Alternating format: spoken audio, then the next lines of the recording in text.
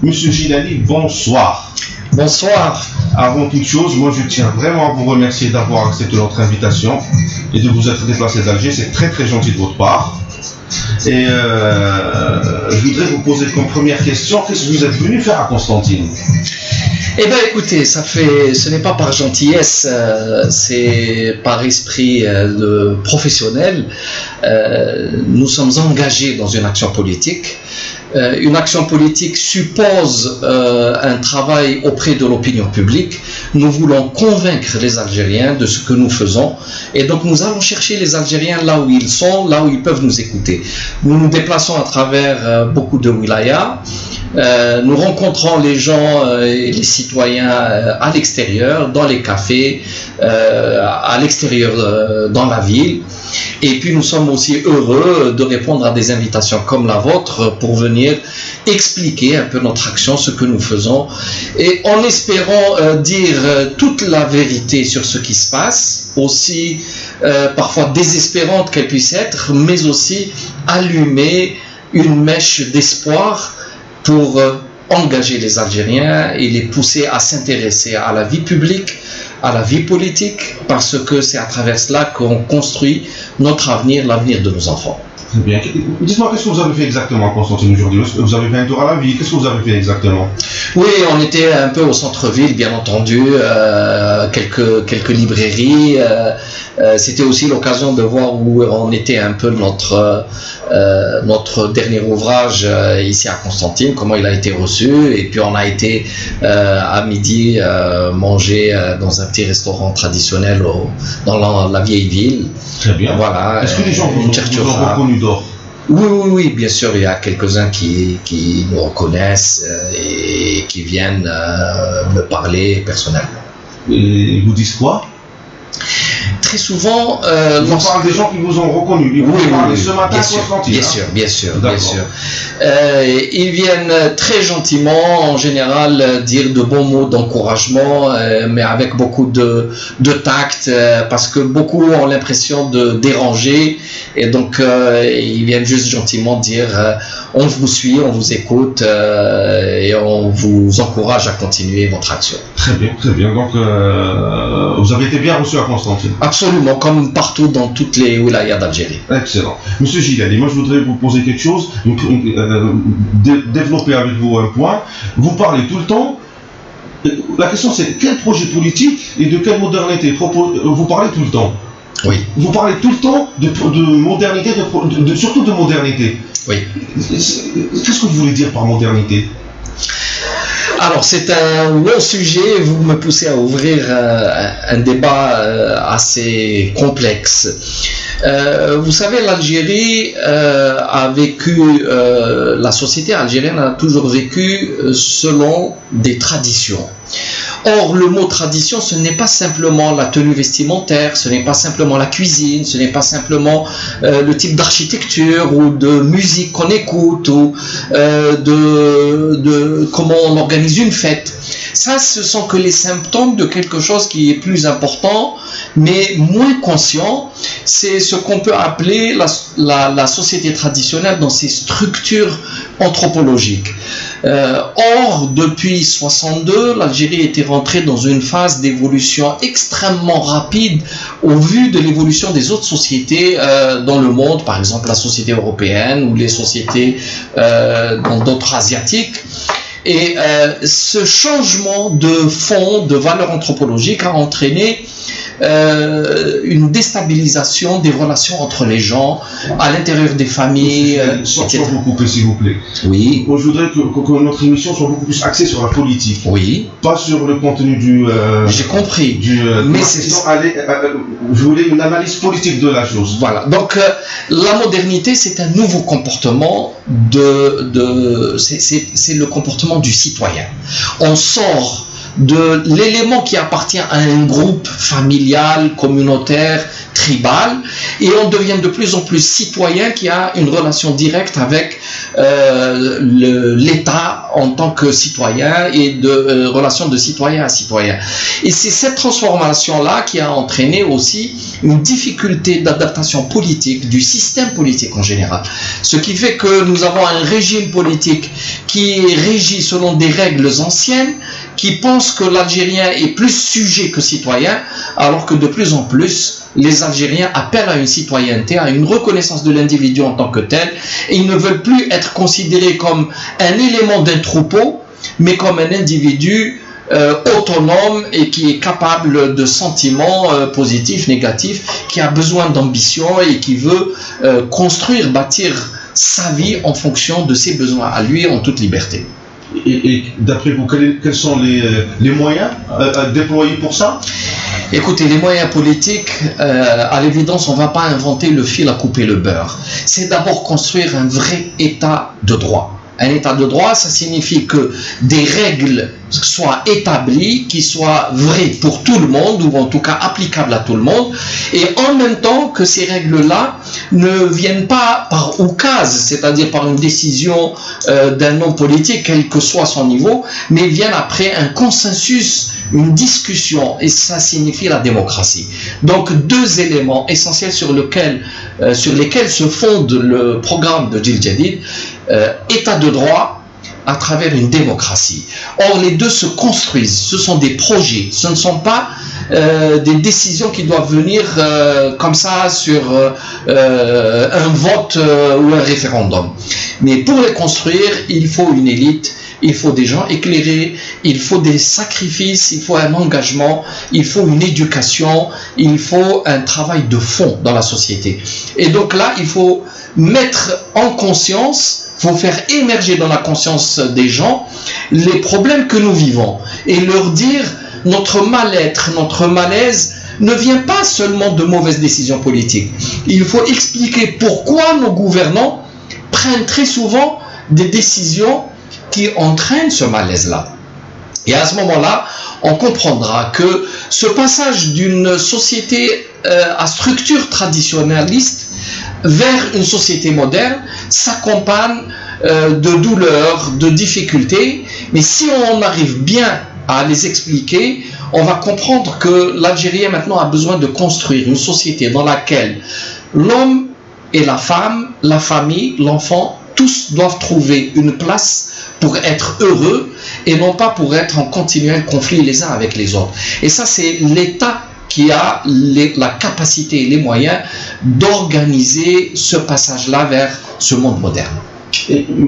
Est-ce qu'on voit actuellement sur le terrain, parce que j'imagine que vous avez l'occasion de rencontrer beaucoup de monde, certainement.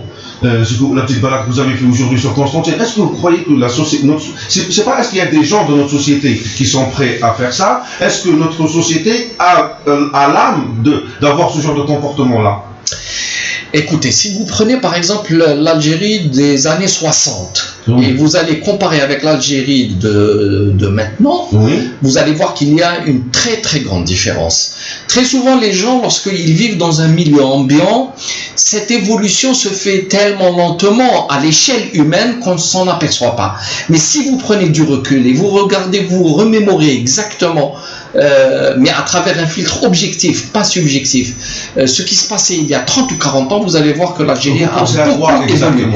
Je pense à cette immense jeunesse qui est beaucoup plus instruite, mieux instruite malgré tout, qui est plus ouverte sur le monde, qui est plus consciente de ce qui se passe, qui maintenant a une idée des défis qui nous attendent, alors que nous ne le savions pas il y a 30 ou 40 ans. On était absolument dans un autre monde. D'ailleurs, si on prenait un Algérien de 2018 et on le replongeait dans l'Algérie de 1962, il ne comprendrait pas l'archaïsme politique dans lequel on était. Donc, malgré toutes mes critiques et mon opposition au régime actuel, je considère que l'Algérie a beaucoup évolué et qu'il y a un espoir pour sortir rapidement du milieu du gué. Parce que cette évolution, cette transition de la société, forcément s'accompagne de difficultés. C'est comme lorsqu'on traverse la rivière et on arrive au milieu du gué. Là, on prend un peu la tasse. C'est ce qui nous est arrivé dans les années 90. Mais là, il faut vite sortir sur l'autre berge pour être en sécurité. C'est-à-dire mettre en place un état de droit, mettre des règles acceptables par tous, mettre des règles du jeu en place, du jeu politique, pour qu'il y ait une sélection d'une classe politique qui soit à la hauteur des attentes et des ambitions des Algériens. Vous croyez pas, vous n'êtes pas partie des gens qui sont convaincus quelque part qu'en Algérie, il y a réellement deux sociétés différentes qui se côtoient? Il y a un gradient de société, c'est-à-dire vous allez trouver comme une courbe de Gauss, pour ceux qui ont fait un peu les probabilités, vous allez trouver toutes les extrêmes bien entendu, et puis une grosse moyenne. Et le curseur se déplace très lentement, mais il se déplace. Il y a 40 ans, la moyenne de l'Algérien, si on prend un certain nombre de critères sur son ouverture d'esprit, sur sa capacité à parler d'autres langues, à comprendre ce qu'est l'économie de marché, à comprendre ce qu'est le rapport à l'autre, etc. Si on prenait ces critères-là et on les comparait, on verrait qu'il y a quand même un déplacement du curseur où il y a des changements. Mais maintenant, bien sûr, l'ensemble du pays n'a pas encore complètement évolué. Il s'est étiré. Il y a une extrémité qui est devenue peut-être a pris beaucoup d'avance, une autre extrémité qui est très en retard, et vous avez une moyenne au milieu.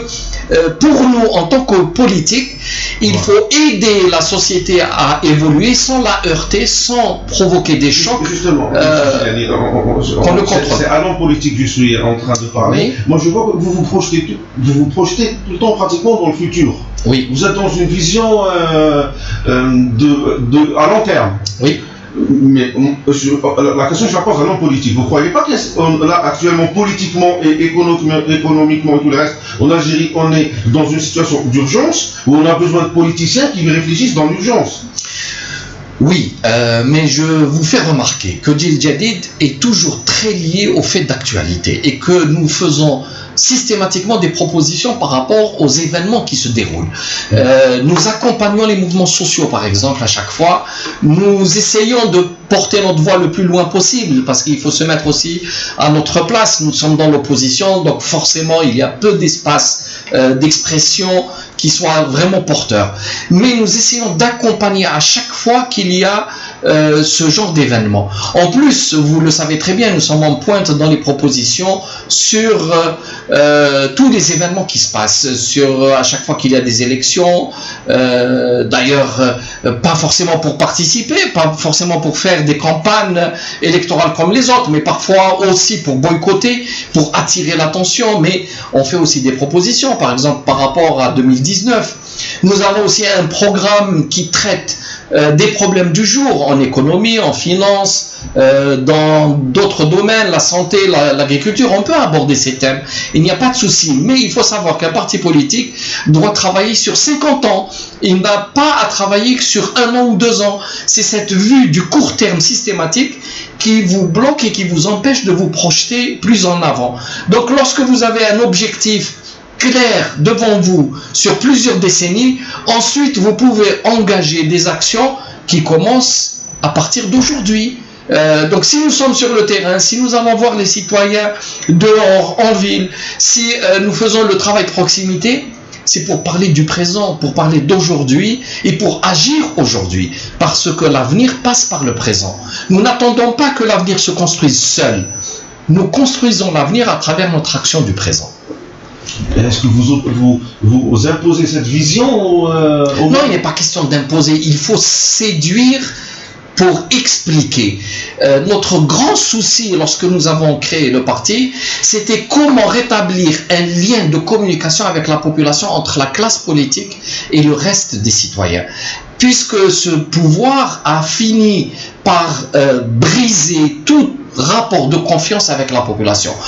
Or, recréer la confiance doit d'abord être précédé par un lien de communication. Si on se parle, si on s'écoute, on peut peut-être se comprendre.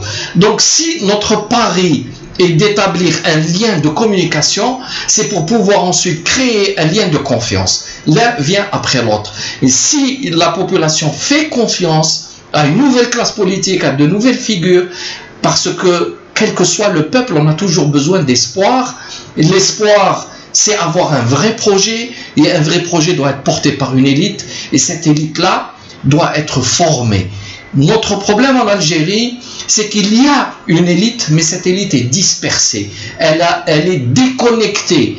Il faut la reconnecter. Il faut recréer le lien entre les éléments qui sont porteurs de ces idées pour lui donner une force synergique pour dépasser les limites de notre action. Je vois que vous êtes toujours vraiment dans cette vision à long terme.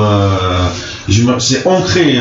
Mais le long terme passe par aujourd'hui. Si je viens parler à votre radio aujourd'hui, c'est pour aussi capter l'attention de ces gens, de ces Algériens qui ont tellement à donner, dont chacun selon son niveau, son instruction, là où il agit, pour lui donner envie de travailler collectivement, de travailler ensemble.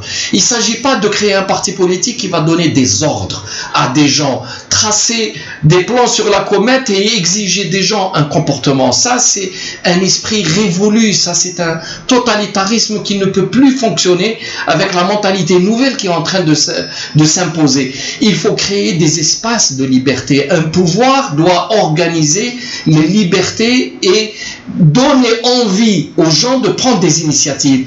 Vous avez pris cette initiative de créer cette radio Sarbacane et vous donnez la parole à des hommes politiques, à des chefs d'entreprise, à ceux qui ont envie de réussir dans la vie. Vous l'aviez fait par vous-même parce que vous aviez envie de le faire. Or, ce genre d'initiatives sont trop peu nombreuses. Comment stimuler ? C'est par la parole, en créant le modèle, c'est en incitant les autres. Eh bien, un parti politique, c'est fait aussi pour ça. Moi, je suis heureux de vous connaître aujourd'hui et de vous mettre peut-être en relation avec d'autres qui agissent au niveau d'autres wilayas pour créer cette synergie-là. Donc, nous ne sommes pas dans les promesses. J'aurais pu vous dire, moi, si j'arrive au pouvoir, je vais créer 1 million de logements, 5 millions d'emplois, parce que je vais disperser l'argent du pétrole. Ça, c'est éculé. Ça ne peut pas fonctionner comme cela. Le discours de vérité, c'est que un peuple doit se prendre d'abord en charge. Un État, c'est fait pour organiser les relations entre les gens, équilibrer les pouvoirs, empêcher que les plus forts ne mangent les plus faibles, mais aider aussi ceux qui ont des idées, ceux qui ont quelque chose à donner pour qu'ils s'expriment dans l'entreprise, dans les services, dans l'imagination, la créativité, etc. Or, l'Algérien commence aujourd'hui à porter en lui toute cette force-là de créativité. Il faut le libérer et non pas mettre un policier derrière chacun et à matraquer tous ceux qui veulent exprimer une revendication, qu'elle soit légitime ou à la limite qu'elle soit un peu exagérée, mais c'est par le dialogue, apprendre à dialoguer avec les différentes parties de la société pour lui apprendre à vivre et à assumer sa liberté et sa responsabilité. C'est un discours de démocrate. J'espère que ça a été compris comme ça. La démocratie, ça peut être juste un discours pour attrape personne, pour ne pas dire attrape niveau, mais ça peut être aussi des valeurs à vivre. Or, je pense sincèrement qu'aujourd'hui, les nouvelles générations ne comprennent plus l'autoritarisme qui avait sévi, ne comprennent plus le rapport de force qui existait entre gouvernants et gouvernés. Maintenant, l'Algérien veut être écouté, qu'il soit à l'université, sur son lieu de travail, dans l'entreprise, même l'entreprise privée. Il a envie de donner son avis parce que lorsqu'il est dans une entreprise, il a envie d'en vivre, mais de la faire vivre. Il ne faut pas laisser l'Algérien en tant qu'être passif, toujours là en train d'être biberonné par un pouvoir et où le contrat social était « moi j'ai le pouvoir, je fais ce que je veux, mais je vais te donner le biberon et toi tu te tais ». Ça, c'est fini, ce paternalisme-là doit être dépassé. Donc, comment organiser cette société de liberté? Parce qu'il faut faire une différence entre liberté et anarchie. Il ne s'agit pas de dire aux gens, faites ce que vous voulez, comme vous voulez. Mais il faut s'entendre dans un consensus, comment organiser cette liberté-là. C'est compliqué, difficile, surtout avec une société qui sort petit à petit de rapports très anciens, éculés, et on doit rentrer dans de nouveaux rapports. Il faut en avoir pleinement conscience pour pouvoir organiser cette transition-là. D'accord, c'est noté. Si on va être un peu plus technique maintenant. Oui. Par rapport au programme du parti, qu'est-ce que vous avez à nous dire sur votre vision économique, de l'économie? Écoutez, on peut faire de la théorie économique, ce n'est pas intéressant, je pense, ni pour les auditeurs, ni pour nous aujourd'hui. Mais de façon très concrète, on va aborder par quelques exemples. Dans l'économie fonctionne avec des finances, avec l'argent.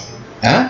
Or, les Algériens savent maintenant que le dinar, par exemple, est en train de perdre de sa valeur. Il a été par contre redévalué la semaine passée. Pourquoi il perd sa valeur et comment faire pour arrêter cette chute? D'abord, vous avez une masse excessive d'argent en monnaie fiduciaire, donc en monnaie palpable, dans les sacs noirs qui se baladent un peu partout, parce que la Banque centrale produit en quantité énorme du dinar qu'on distribue sans arrêt, sans contrepartie productive.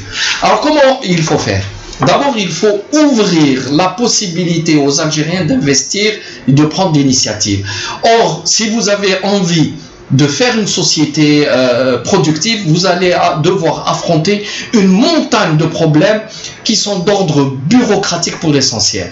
Ça, il n'est plus possible de continuer comme ça. Vous avez dans des pays comme la Corée du Sud, où vous créez une société en 24 heures, où vous pouvez commencer à fonctionner. En Algérie, il vous faut 6 mois, 8 mois, 12 mois. Dans les meilleurs des cas, et parfois il vous faut beaucoup plus, avec un tas de demandes d'agréments, d'interventions diverses, de corruption, etc. Donc il faut aller au problème essentiel qu'est la bureaucratie. Ensuite, comment gérer la monnaie qui est en fait comme dans un corps, le sang qui circule pour oxygéner ces entreprises économiques qu'on aurait permis de se développer. Eh bien, il faut moderniser les banques. Vous voyez, le mot de modernisation revient. Qu'est-ce que ça signifie, moderniser les banques? Ça signifie que quelqu'un qui travaille ne doit pas maintenant faire la chaîne pendant 2 ou 3 heures pour retirer 10 000 dinars au guichet. Il faut que numériser les transactions, il faut faciliter les échanges, il faut pouvoir avoir accès à la monnaie de façon beaucoup plus rapide, etc. Et pour ça, il faut avoir de l'argent disponible. Pour qu'il y ait de l'argent disponible, il faut que les gens ne thésaurisent pas l'argent dans les matelas, mais qu'ils mettent l'argent dans le circuit bancaire. Pour mettre l'argent dans le circuit bancaire, il faut avoir une bourse qui soit active. Je vais vous donner un exemple précis. Le gouvernement avait parlé de privatiser des entreprises. Tout le monde a critiqué parce que tout le monde avait considéré que cette privatisation était en fait une donation du patrimoine public à quelques amis, quelques copains et des coquins, ceux qui se mettent plein les poches. Eh bien oui, c'est inadmissible de le faire comme ça. Par contre, le principe de privatisation peut être discuté. Alors moi j'aurais proposé, on met nos entreprises publiques en actifs dans la bourse et on laisse les Algériens qui ont de l'argent acheter les actions auprès de la bourse au prix concurrentiel. Là, on fait rentrer de l'argent au niveau de l'État. Et les entreprises qui ne sont plus viables, on va mettre en vente aux enchères leur patrimoine, c'est-à-dire le foncier, les usines, le matériel, et on n'offre pas ces usines au dinar symbolique aux amis. Donc voyez comment vous allez stimuler une bourse, vous allez récupérer l'argent qui est thésaurisé à l'extérieur dans les finances publiques et dans les circuits officiels parce que vous allez vendre des actifs. Ensuite, nous, ça fait 3 ans déjà, on avait proposé par exemple de changer les billets. Pas tout le dinar, parce que ça ne sert à rien de changer la dénomination et toute la monnaie à la fois et de créer une nouvelle monnaie, alors que la réalité de l'économie est la même. Mais imaginons que le ministre des Finances ou le président de la République qui s'adresse aux Algériens et leur dit « Écoutez, vous avez une semaine, tous ceux qui ont de l'argent planqué dans les caves, vous devez les mettre dans les banques et vous allez avoir en retour dans votre compte l'équivalent de ce que vous mettez. Oui. À ce moment-là, vous allez avoir un afflux extraordinaire de cet argent-là qui est à l'extérieur et qui va rentrer dans les circuits officiels. Mais pour faire cette opération, il faut d'abord maîtriser les circuits financiers et devenir... Pourquoi ça n'a pas été fait, ça? Parce que là, l'idée, ça paraît évident. Oui. Ça n'a pas été fait parce qu'il y a de très gros intérêts qui sont liés aux gens qui sont au pouvoir et qui ne veulent pas de transparence. Vous voyez, par exemple, l'Algérie a donné absolument tous les avantages qu'elle pouvait donner aux pays tiers pour rentrer à l'OMC, mais ne rentre pas à l'OMC. Pourquoi ? Parce que ce qui nous manque... Imposer une transparence totale. Absolument. Ce qui manque, c'est la transparence totale. Or, les pontes qui sont liées aux gens du pouvoir, parmi lesquels des ministres, des gens dans les institutions, ne veulent pas de cette transparence parce qu'ils veulent garder et gagner les monopoles, les marchés et ne pas payer les impôts. Ils gagnent des milliards de dinars, mais ils sont exemptés d'impôts. Et après... ils nous importent des voitures avec des pneus dégonflés, ils vont les gonfler ici et ils empochent dans leur caisse la TVA par exemple qui doit revenir à l'État. Donc nous sommes dans un très gros système mafieux qui enrichit une petite classe d'hommes d'affaires qui sont liés aux gens du pouvoir et on sait très bien les ministres et les pontes du régime qui ont des traitements qui ramènent des gens qui sont incultes à qui ils donnent tous les moyens pour s'enrichir de façon incroyable et qui en réalité travaillent pour le compte de ces gens qui sont au régime. Donc ils font les lois qui les arrangent, ils passent des accords comme ça les arrange et ils se sont distribués des monopoles dans tous les secteurs économiques en passant par bien sûr les différents produits importés et de manière éhontée s'enrichissent et transfèrent l'argent à l'étranger en utilisant, s'il le faut, le marché noir. Alors ils ne veulent rien officialiser, ils ne veulent pas intégrer ce marché noir de la devise par exemple, ils ne veulent pas contrôler et devenir transparents dans les transactions parce que ça n'intéresse pas la classe actuellement parasite qui s'est formée sur le dos de la rente parce qu'ils sont les premiers bénéficiaires de cette rente-là. La rente des hydrocarbures. Une question que je vous ai posée tout à l'heure, on a discuté ça en off. Quand vous avez entendu, j'imagine vous l'avez entendu, le Premier ministre déclarer sur une chaîne de télévision que grâce à la planche à billets, on va faire baisser l'inflation. C'est une ineptie absolument incroyable. Vous savez très bien que l'argent normalement doit être... On est d'accord sur ça, oui. On est d'accord que c'est une ineptie. Quelle est votre réaction en tant qu'humain, je dirais, parce que là c'est même pas d'ordre politique, et quelle est votre analyse de la non-réaction de la société algérienne? Le Premier ministre actuel est connu pour cette arrogance incroyable où il y a un mépris sans limite du peuple, donc il balance ce qu'il veut, tout en sachant que cette population-là est prise sous l'étau sécuritaire. Il y a toujours ce chantage à l'insécurité, aux troubles qui viennent de l'extérieur, à ce qui se passe en Libye, en Syrie, au terrorisme qu'on a vécu. Ils ont eu même le culot de reprendre des images des années 90 qui sont en réalité interdites par la loi que eux-mêmes ont fait voter. Tout cela pour faire peur aux gens de ne pas bouger. Voilà, les Algériens savent très bien que nous vivons une très grande duperie, mais ils n'ont pas les moyens de réagir parce que les Algériens ne sont pas organisés, parce qu'encore une fois, ils ne croient pas en les partis politiques, parce que la société civile n'a pas les moyens de devenir puissante dans le pays, parce qu'il n'y a pas de justice, il y a juste un instrument qui s'appelle la justice, mais qui est là pour opprimer ceux qui parlent et couvrir les grands voleurs et les détourneurs de fonds. Mais vous êtes venu quand même avec une solution. Je dirais l'initiative que vous avez prise en rassemblant une certaine partie de l'opposition afin de présenter un candidat unique pour 2019. Alors on est où cette... Alors voilà une démarche, vous me posez tout à l'heure la question sur Djil Jadid qui se projetait toujours dans le monde d'après, mais le monde d'après se prépare donc encore une fois avec les actions d'aujourd'hui. En 2019, il y a une élection présidentielle qui se projette. Nous vivons comment le qualifier, un quatrième mandat absolument surréaliste, incroyable, où un homme qui ne dit pas un mot fait office de président de la République. C'est absolument inacceptable. Or, les gens qui profitent de cette rente, puisqu'on en parlait tout à l'heure, qui sont en train de s'enrichir à coups de milliards de dollars, eh bien ces gens-là veulent que la situation persiste et ils veulent nous imposer un homme qui n'est plus que l'ombre de lui-même pour continuer à piller le pays. Et donc nous disons stop. Pour dire stop, on aurait voulu que toute l'opposition le dise clairement avec vigueur et détermination. Or, vraiment, en étant très déçus, nous voyons que les partis politiques qui font souvent... Vous avez été déçus par les partis politiques qui très souvent font semblant de faire de l'opposition, mais qui en réalité acceptent les règles du jeu pour maintenir le régime en place.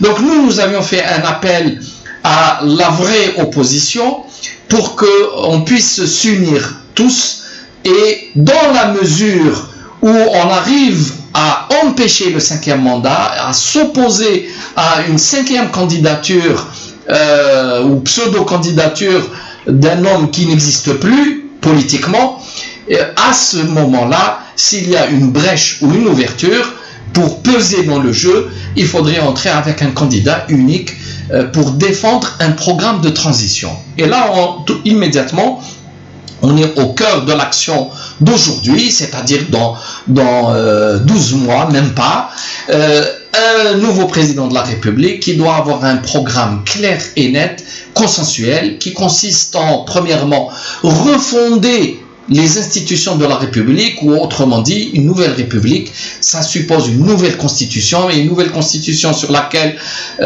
nous aurions tous discuté, séparer les pouvoirs, donner des contre-pouvoirs réels à la justice, créer une véritable cour constitutionnelle au-dessus du président de la République, donner des prérogatives réelles au Parlement pour contrôler le gouvernement, etc. Remettre en place des lois qui soient équitables et équilibrées, mettre en place une commission indépendante pour gérer les élections et non pas laisser les élections entre les mains d'une administration complètement corrompue et qui travaille sur injonction d'en haut. Donc voilà les prémices d'un programme pratique qui peut être rapidement mis en route sur quelques mois ou en tout cas quelques petites années, pour qu'ensuite l'Algérie commence à se stabiliser avec de véritables institutions et qu'on construise cet état de droit que nous appelons de nos voeux. La génération qui nous a précédés avait réussi à libérer le pays d'un colonialisme qui avait beaucoup trop duré. Entre parenthèses, il avait duré aussi pour cette attitude très nihiliste de la société traditionnelle. Mais il est temps pour que notre génération assume son rôle et qu'elle construise, après l'indépendance, qu'elle puisse aujourd'hui construire sa mission, c'est-à-dire un état de droit et la démocratie. Et le résultat, concrètement, de cette... Le résultat de cette démarche-là est qu'il y a... Vous êtes d'accord, il y a beaucoup de contacts, il y a plusieurs dizaines de personnalités de la société civile qui sont en contact et on ira, j'espère, vers... un résultat qui deviendra public avant la fin de ce mois de mai. D'accord, c'est en cours. Absolument, c'est en cours et ça devient concret. Juste pour le rappel, la liste des partis qui sont dans cette coalition. Il y a quelques partis politiques, je ne suis pas habilité à donner leur nom tant que nous n'avons pas définitivement mis en place le projet. À ce moment-là, chacun va assumer la part de sa responsabilité. Je ne suis pas porte-parole de ce groupe, même si j'ai fait cet appel, si je prends parfois des initiatives pour contacter les uns et les autres, mais il faut que ça devienne un travail collectif et que c'est collectivement qu'il faudra défendre. Si je vous pose la question, vous personnellement, vous voyez qui comme représentant Alors, je vais vous mettre votre bien sûr, je vais vous mettre un petit peu. Je peux vous mettre un peu au parfum de cette démarche-là. Tout d'abord, on a besoin d'une déclaration qui soit forte, qui doit venir et qui sera co-signée. Ensuite, ces co-signataires devront aller vers une formalisation d'abord d'un programme de transition. C'est ça qui est important. Lorsqu'on va s'entendre sur ce programme de transition, ça ne va pas durer des années, hein, je vous rassure. C'est une histoire de quelques semaines ou de quelques courts mois. À ce moment-là, une fois qu'on a un programme de transition à proposer comme alternative au pays, on s'entendra sur la démarche pour désigner l'homme ou la femme éventuellement qui porterait ce programme-là. Donc, je n'ai pas à avancer de nom. Non, je sais ça, j'avais compris. Voilà. Vous espérez qui? Vous pouvez dire moi-même. lorsque j'ai lancé l'initiative, j'avais appelé à tous les partis politiques, j'avais dit comme première condition pour que les autres acceptent, c'est que nous ne serons pas candidats pour que ne pas faire croire aux autres que nous faisions cette manipulation à notre profit. Malheureusement, les partis politiques n'ont pas été jusqu'au bout de cette proposition. Donc, nous laissons la question ouverte et c'est au groupe qui s'entendra sur le programme à mettre en place, qui mettra en place les règles du jeu pour faire émerger l'homme ou la femme qui portera ce projet-là. D'accord, c'est une réponse... Voilà, c'est une réponse honnête, je n'ai pas dit contraire, c'est une réponse... Et très sincère, et je ne peux vraiment pas, je n'ai pas de choix à annoncer, mais le jour où on devra voter entre nous, ou je ne sais pas de quelle façon on désignera le candidat, là je m'exprimerai et je dirai si je devais soutenir quelqu'un ou si je devais avancer une autre façon de faire. Très bien, c'est noté. Donc voilà, c'est bon, la personne est désignée, elle est là. Non, elle n'est pas désignée. Non. Ah oui. C'est-à-dire, la personne est là. Disons dans quelques mois, ou avant la fin de l'année. Heureusement, de toute façon, il faut que ce soit avant la fin de l'année. C'est ça, absolument. Quelles sont les chances que vous donnez à cette personne-là de réellement faire bouger la population algérienne, réellement avoir une chance d'être élu comme président de la République? Écoutez, en politique, les choses peuvent aller très vite. Maintenant, le pays est rentré dans une phase extrêmement difficile. Malgré une remontée significative du coût du baril, du pétrole, malgré cela, le pays est dans une mauvaise passe économique et financière. Et les répercussions vont s'amplifier les semaines et les mois à venir. Il y a des troubles dans différents secteurs, la santé, avec les médecins résidents qui sont quand même dans leur 6e mois de grève, mais aussi dans d'autres secteurs qui sont touchés par ces mouvements de revendication. Donc on ne sait pas l'évolution qui va se faire dans les quelques mois. C'est l'élément essentiel qui va faire pression sur le pouvoir. Rajoutez à cela, le seul candidat que ce système peut générer, c'est un homme qui ne peut plus rien faire, même pas pour lui-même. Ça signifie que le système est en train de mourir quelque part. Il est rentré dans une phase agonique. Comment ça va évoluer? Ça peut aller très très vite. S'il y a une brèche et qu'un homme ou une femme, encore une fois, soit soutenu par un mouvement, une dynamique, tout peut devenir possible. Maintenant, si il n'y a pas une réussite à 100%, ça sera au moins le début d'une construction d'un mouvement populaire qui devra s'imposer dans les petites années à venir, parce qu'il ne faut pas penser qu'à aujourd'hui seulement, il ne faut pas penser aux intérêts des hommes politiques qui ont envie de se faire élire. Il faut penser à construire une vraie politique pour toutes les générations à venir, pour nous, mais aussi et surtout pour nos enfants.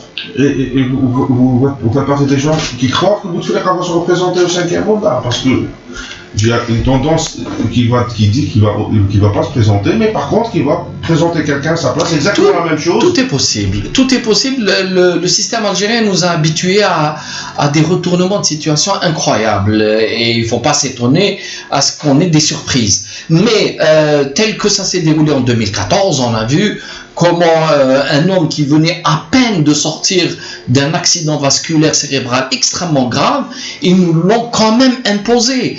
Et vu les intérêts immenses qui sont dans les enjeux, il n'est pas étonnant que la sclérose du régime et l'incapacité pour eux de générer quelque chose de nouveau, parce que c'est un système ankylosé, à ce moment-là, tout devient possible, y compris prolonger un mandat à un homme qui ne peut pas assumer.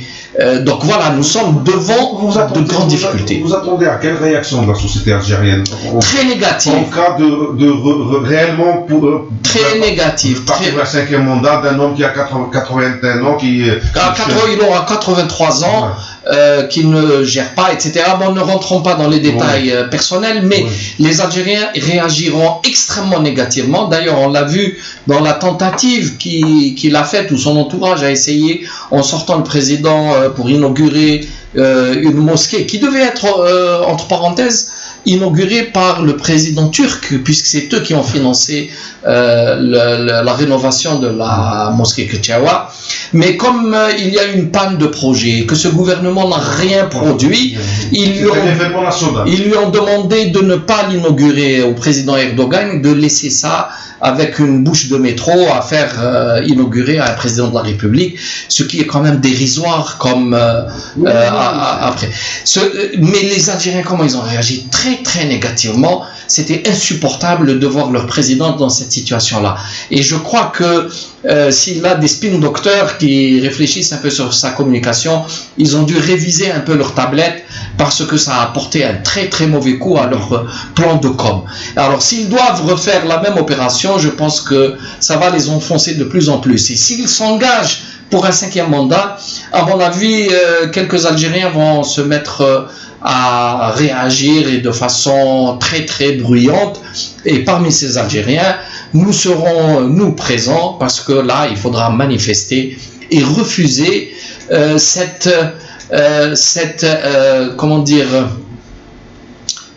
atteinte à notre dignité. Quand même, sur 40 millions d'Algériens, et il y a des gens d'une grande intelligence, d'une grande probité, d'une grande intégrité, d'une grande compétence qui peuvent remplacer quand même un homme qui a atteint ce niveau maintenant d'incapacité à gérer. Donc voilà, nous sommes devant ce choix-là et il n'est plus possible d'accepter que le monde entier regarde l'Algérie avec des yeux de mépris et d'ironie. D'accord, très bien, de toute façon. Je crois qu'il y a une majorité de personnes qui partagent cet avis-là. Vous avez entamé le point de la communication. Moi personnellement, ce que je vois sur les réseaux sociaux, vous êtes assez présent, vous avez quand même une équipe qui bosse dessus. Par contre, je voudrais vous attirer votre attention sur un point bien précis, c'est sur les e-influenceurs. Oui. Comment vous êtes en train de gérer la position du parti sur les réseaux sociaux avec les e-influenceurs? Et quand je dis influenceur, je vais de comment ça s'appelle l'autre déjà, Emir DZ, l'autre vidéo le canon, le sportif, le journaliste là, Boumela, Hafid Darraji, voilà. Est-ce que vous êtes en train de développer une stratégie? Nous avons des relations avec la majorité des noms que vous aviez avancés. Il y a beaucoup de sympathie de part et d'autre, mais il faut comprendre que les gens qui sont porteurs d'une idée personnelle qu'ils ont réussi à offrir au public ne veulent pas s'engager politiquement, s'aligner, et ils ont le sentiment de porter une étiquette qui va les embrigader. Ça, c'est un grand problème à dépasser en Algérie, parce que les activistes en général sont des gens qui sont très autonomes, très libres et très jaloux de cette liberté. Or, il arrive un moment où il faut savoir aussi travailler en équipe. Nous essayons de leur dire dépasser ces limites-là, parce qu'un homme seul ne pourra jamais affronter un système complet. Et nous proposons notre collaboration à tous, et nous voulons que cette collaboration s'établisse. C'est ce que je disais au début de cette discussion-là. Nous essayons de faire une interconnexion entre ces hommes et ces femmes pour donner une force de synergie qui, elle, pourra éventuellement faire bouger les choses. Mais est-ce que vous avez oui, essayé de vous rapprocher d'eux carrément? Oui, je vous ai dit que nous avions des contacts directs avec eux, que nous sommes en dialogue avec eux, qu'il y a beaucoup de sympathie entre nous, mais souvent il s'agit de les convaincre un peu pour qu'ils fassent un pas supplémentaire. D'ailleurs, je rappelle que cette mentalité-là n'est pas simplement l'apanage des gens, des activistes. C'est aussi le cas par exemple des syndicats. Les syndicats ont toujours très peur qu'un parti politique se rapproche d'eux. Ils ont systématiquement l'impression que le parti politique va les utiliser. Et ça a été une idée qui a été très très bien inoculée par le pouvoir à tout secteur de la société qui bouge. Donc nous avons des fois des difficultés. Nous avions voulu systématiquement aider les mouvements syndicaux dans leur action, mais ils ont à chaque fois répliqué qu'on ne veut pas que ça se politise, donc on ne veut pas que publiquement les gens sachent qu'on les soutienne. De notre point de vue, on pense que c'est une erreur stratégique importante. Dans tous les pays du monde, les syndicats appellent les partis politiques à les soutenir, à leur ouvrir des créneaux d'expression, à expliciter leur action. Nous, malgré ces réticences, nous avions fait des pas vers tous ces mouvements-là. Je vous rappelle qu'on était les premiers à aller soutenir les enseignants vacataires lorsqu'ils ont fait leur marche et qui avaient été bloqués à Boudouaou. Nous sommes pratiquement les seuls à s'être présentés lors de manifestations des médecins résidents. Nous avons accompagné les enseignants, etc. Donc nous essayons, malgré ces réticences-là, à proposer notre soutien. Lorsque nous allons jusqu'aux actes, ils finissent par accepter, mais on ne veut pas comme les obliger à aller vers ce qu'ils n'acceptent pas. Il faut qu'il y ait ce dialogue-là. Donc c'est un appel aussi pour les syndicats, pour les associations et pour tous ces activistes-là qui ont quelque chose à apporter pour l'Algérie. Je leur dis, nous tous ensemble mutualisons nos moyens, nos efforts pour avoir un objectif clair et net, construire cet état de droit, mettre en place une démocratie, sortir le pays vers cette rive de sécurité, c'est-à-dire changer de système politique et demander au système de s'en aller pacifiquement et de lui dire partez, vous avez fait votre devoir dans le passé, aujourd'hui il n'est plus de votre temps de continuer à gérer le pays, laissez les nouvelles générations montantes exprimer leur talent, leur génie, leur ambition, leur capacité à faire fonctionner cette collectivité. Très bien. Si je vous dis Benflis, vous dites quoi? Benflis, c'est une tentative compliquée parce que c'est un parti politique qui est autant attiré par le passé récent que par un avenir mal défini. Si je vous dis une caisse? Parfois l'excès peut mener à l'insignifiance.